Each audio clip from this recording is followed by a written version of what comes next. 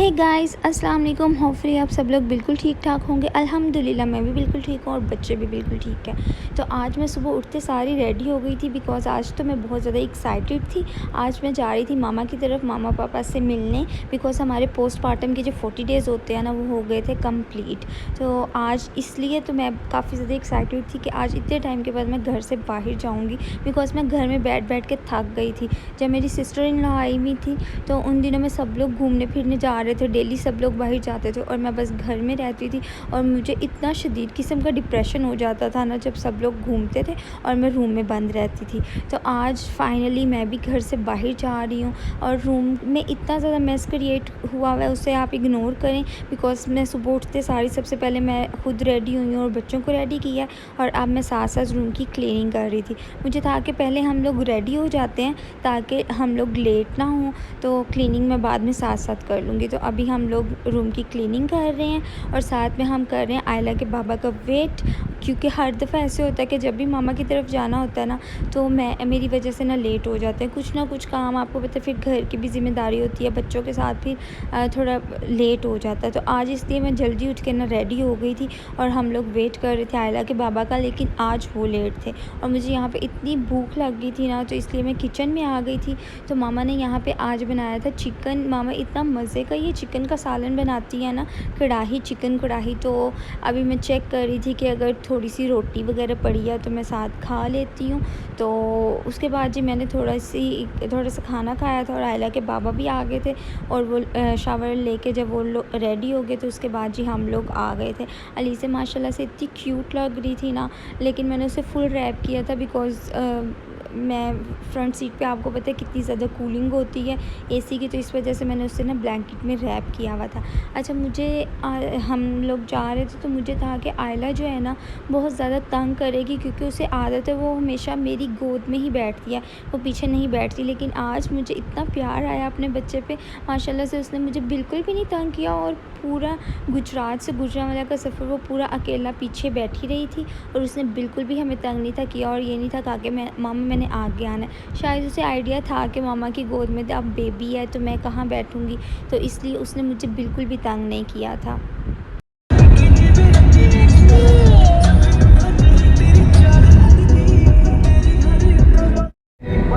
आयला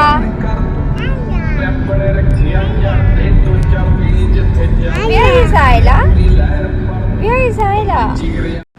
आज तो मैं सुबह ही रेडी हो गई थी लेकिन आज आयला के बाबा लेट थे तो इसलिए हम लोग घर से लेट ही निकले। ऑलमोस्ट हम लोग तकरीबन 5 बजे पहुँचे थे मामा की तरफ। तो यहाँ पे सब सिस्टर वगैरह भी आई हुई थी बिकॉज़ भाभी जा रही थी बच्चों से मिलने वगैरह के लिए ना, सब लोग आए हुए थे। अलीज़े को मैंने वहाँ पे साइड पे लिटा दिया था और आयला आते ही अपनी कज़न्स के साथ खेलने में लग गई थी। घर की वैसी हालत को इग्नोर करिएगा बिकॉज़ सब बच्चे इतने ज़्यादा इकट्ठे हुए थे। फिर हम लोगों ने खाना खाया। भाभी ने तो सही तैयारी की हुई थी ना वापस जाने की, मेहंदी वगैरह लगाई, वैक्स करवाई, फेशियल वगैरह, लाइक वो तो बहुत एक्साइटेड थी अब वापस जाने को अपने हस्बैंड के पास। तो यहाँ पे जी हम लोग खाना खाने लगे थे। भाभी ने इतना मज़े का ये चिकन बनाया हुआ था ना, जासिम को बहुत पसंद है और साथ ये वाला लेके आए थे चिकन धाबू। यहाँ पे गुजरांवाला में है आलम बेकर्स, उनका ये बहुत मज़े का होता है। आप कभी गुजरांवाला आओ तो ये ज़रूर खाइएगा। और साथ में बिरयानी भी उन्होंने बाहर से मंगवा ली थी बिकॉज़ आज घर में काफ़ी ज़्यादा काम था और मेरा कोई आइडिया नहीं था जाने का, तो इसलिए मैंने अचानक से फ़ोन करके बताया था उन्हें कि मैं आ रही हूँ। हम लोग ना बस निकलने लगे। मैंने निकलते वक्त उन्हें बताया था कि मैं जाकर सरप्राइज़ दूँगी। फिर जासे मुझे कहते हैं कि नहीं बता दो कि हम लोग आ रहे हैं, तो इसलिए मैंने बताया। तो इसलिए इतने शॉर्ट टाइम में ना उन्होंने जस्ट इतना ही किया था। और यहाँ पे भाभी कर रही थी अपनी पैकिंग। ये उन्होंने फ़ैन लेके जाने थे, उन्होंने बैग में निकाल के रख लिए थे और बॉक्सेस वैसे साथ ले गई थी कि अगर कोई इशू हुआ तो वो वहाँ पे पैक करके अलग बुक करवा देंगी। और यहाँ पे जी मेरे भाई का ऑर्डर था कि अम्मी मेरे लिए भुने हुए चावल और चने वगैरह भेजने हैं। तो यहाँ पे मामा आज ही जब हम लोग आए थे ना तो मामा गई हुई थी इनको बनवाने के लिए, तो अब वो ठंडे हो गए थे तो अब मामा उसको ना पैक कर रही थी। साथ में ये मकई भी भून के लाए थे। अच्छा मुझे तो बहुत मज़ा आता है, मुझे ना मकई खाने का ज़्यादा मज़ा आता है। आप लोगों को पसंद है कि नहीं मुझे बताइएगा। यहाँ पर आयला बहुत ज़्यादा खुश थी। और आयला को पहले बिल्कुल भी वो ऐसे जंपिंग वगैरह नहीं थी करती, तो जब उसकी पुप्पो आई हुई थी, उनकी बेटियाँ ऐसे करती थी ना, तो अब वो भी उसे पता है कि बेड पे जंपिंग करते हैं, ये करते हैं। तो अब वो अपने कज़न्स के साथ ना खेल रही थी काफ़ी। सब सिस्टर्स भी आई हुई थी और भाभी के भी बच्चे थे, सब बच्चों ने मिल के ना बेड की तबाही मचाई हुई थी। तो मुझे तो ये बहुत ही गंद लग रहा था, मेरा तो बहुत दिल आवाज़ार होता है इससे।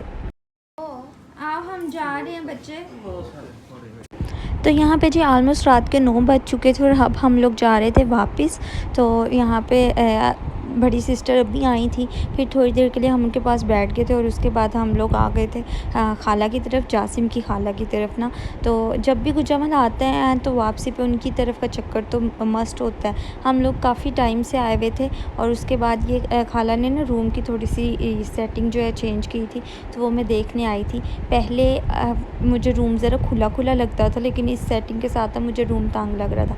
अच्छा, यहाँ पे ये जो बास्केट पड़ी होती है ना, ये मुझे इतनी प्यारी लगती है और इसके अंदर ना चीज़ें काफ़ी अच्छी ऑर्गेनाइज़ हुई हुई हैं। तो मैं भी सोच रही थी कि मैं भी ऐसे की आम मिल जाती है मार्केट से, तो मैंने सोचा था कि यहाँ तो मैं दराज से ऑर्डर करूँगी, तो यहाँ ऐसे की मंगवाऊँगी। तो यहाँ पे फुली ऑर्गेनाइज्ड चीज़ें पड़ी हुई थी। पहले मैंने भी अपने ड्रेसिंग टेबल पे ना ऐसे ही इस सारी चीज़ें, अपना मेकअप और हर चीज़ ऐसे ही ऑर्गेनाइज़ किया हुआ था। लेकिन जब से आयला बड़ी हुई थी और वो चीज़ों को पकड़ने लगी थी ना, तो वो चीज़ें आए रोज़, कभी उसने परफ्यूम गिराई होती थी, कभी कुछ। तो फिर अब मैंने पूरी अपनी जो वैनिटी है ना वो फ्री कर दी है और सारी चीज़ें अब उठा के मैंने कबर्ड के अंदर रख दी हैं। तो यहाँ पे जहाँ पे खाला ने अब ये डाइनिंग रखा हुआ है ना, यहाँ पे पहले बेड होता था और ये बेड की जगह पे सोफ़े थे और जहाँ पे सोफ़े पड़े हुए हैं ना, उस साइड पे डाइनिंग पड़ा होता था। तो तब मुझे ज़्यादा खुला खुला लगता था। अब उन्होंने सेटिंग चेंज की है एसी की वजह से, क्योंकि गर्मी बहुत ज़्यादा होती थी और इस साइड पे ना एसी की इतनी कूलिंग नहीं थी आती, तो इसलिए उन्होंने ना चेंज की थी कि विंटर्स में कह रहे थे दोबारा वही वाली कर देंगे। यहाँ पे ऑलमोस्ट 12 बज चुके थे, हमारे जाने का टाइम था, लेकिन हाला ने पिज़्ज़ा ऑर्डर कर दिया था, तो इसलिए फिर हम लोग थोड़ी देर रुक गए थे और यहाँ पे हम लोग पिज़्ज़ा खा रहे थे। ये जब भी आते हैं ना हम लोग ये खाते हैं, बहुत मज़े का होता है।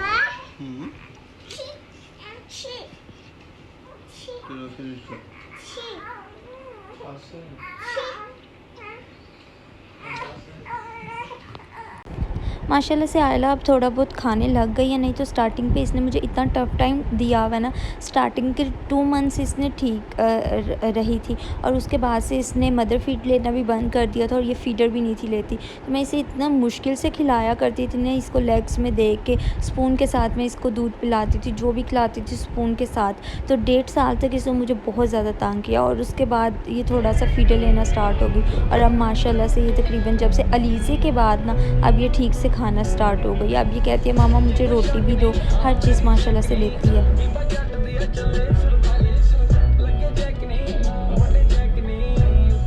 उसके बाद जी हम लोग ऑलमोस्ट 12:30 के करीब ना वापस निकले थे गुजरांवाला से गुजरात के लिए। आयला पीछे बैठी हुई थी और ये आज पूरा दिन सोई नहीं थी, तो इस टाइम ना इसको फुल नींद आ गई थी और ये सोते वक्त ना हमेशा मेरी गोद में ही सोती है। लेकिन आज तो मेरी बेटी माशाल्लाह से इतनी सियानी बनी हुई थी ना, मैंने जासिम से कहा कि इसको ना पीछे सेट करके लटाएं, तो इस जासिम ने इसको लटा दिया था और माशाल्लाह से वो खुद ही लेटे लेटे ना सो गई थी।